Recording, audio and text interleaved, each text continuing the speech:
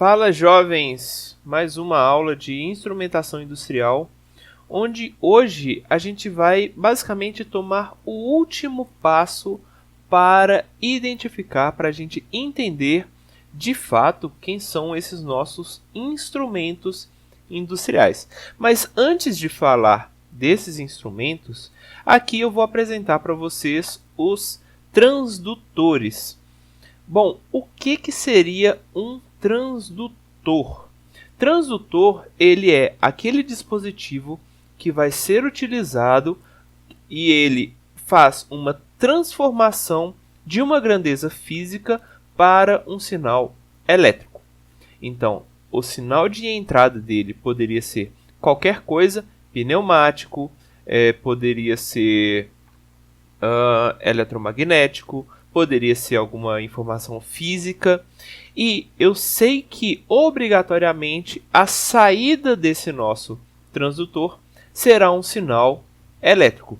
E aí percebam o seguinte, para a gente de automação, essa possibilidade de criar um sinal elétrico é muito importante, já que logo em seguida esses sinais eles serão analisados por microcontroladores, como por exemplo um PIC, um Arduino, um ARM, ou ele pode ser também analisado, pode ser gerenciado a partir de um CLP, por exemplo, um controlador lógico programável. Então, a necessidade de criar um sinal elétrico para a gente de automação é extremamente importante. Então, por causa disso, nós utilizamos os transdutores. E aí percebam o seguinte, o transdutor ele faz essa mudança de grandeza física. Só que eu poderia falar o seguinte, olha, eu poderia indicar um transdutor sendo um conversor? Bom, tecnicamente, conversores são muito diferentes de transdutores. Um conversor ele é responsável por pegar um sinal em uma forma de energia e ele basicamente vai ajustar essa forma de energia. Ou seja, conversor não consegue mudar a grandeza. Bom, vamos lá para um exemplo para a gente ver como é que isso acontece.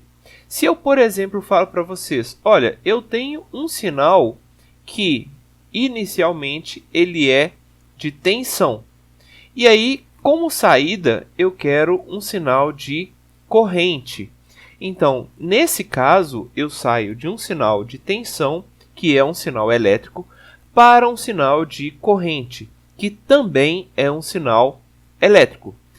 Ou seja, se eu não mudei o tipo de energia, ele era elétrico e, por final, tornou-se ou continuou sendo elétrico, então eu basicamente fiz uma conversão aí do meu sinal, que seria mais ou menos a mesma ideia de um sinal analógico para um sinal digital, que é o que a gente está vendo aí nas televisões. O tipo, a forma da energia, ela não muda, a grandeza continua sendo a mesma. Só mudou, a gente só fez algum ajuste aí nesse nosso sinal. Então, isso é a ideia de um conversor. E por fim, eu vou falar aqui também sobre sensores, porque o sensor, assim como o transdutor, eles fazem a mudança de grandeza física. Então, o sensor seria aquele dispositivo que ele é sensível a algum sinal qualquer, por exemplo, temperatura, pressão, nível. E aí, essa sensibilidade vai ter como entrada para esse nosso sensor e o sinal de saída ele vai ser gerado por esse sensor em alguma outra grandeza física, sendo que o sensor ele é responsável também por esse ajuste, ou seja, o quanto o sensor consegue indicar de variação dessa medição também vai fazer parte desse ajuste interno do sensor, desse range que o sensor consegue medir.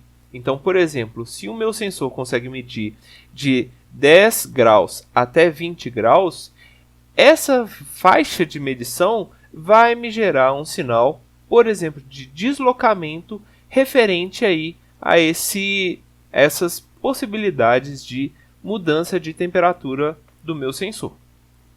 Bom, se eu desse continuidade nesse esclarecimento, nesse detalhamento de cada um dos equipamentos, eu poderia falar que, olha, o controlador, tecnicamente falando, ele é responsável por monitorar e gerenciar sinais que vêm de transdutores.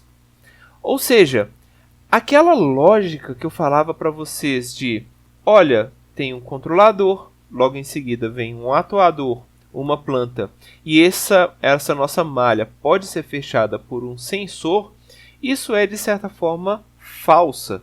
Então, o correto mesmo para a gente de automação é falar que aqui embaixo nós temos um transdutor. Então, o transdutor ele é responsável por enviar um sinal aqui para o nosso controlador.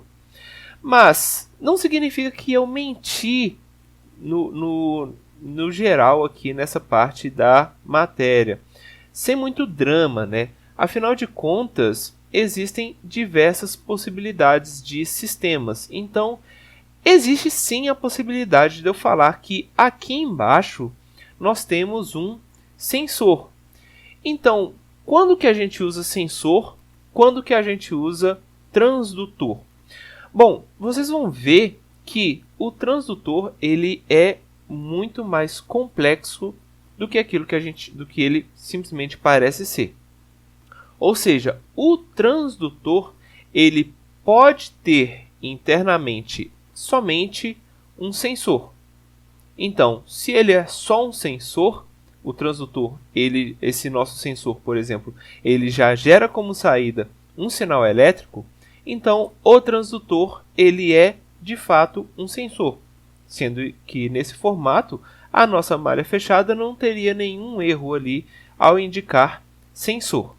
Agora, o nosso transdutor ele tem outras possibilidades de composição. Ele pode ser composto por um sensor e um condicionador de sinais.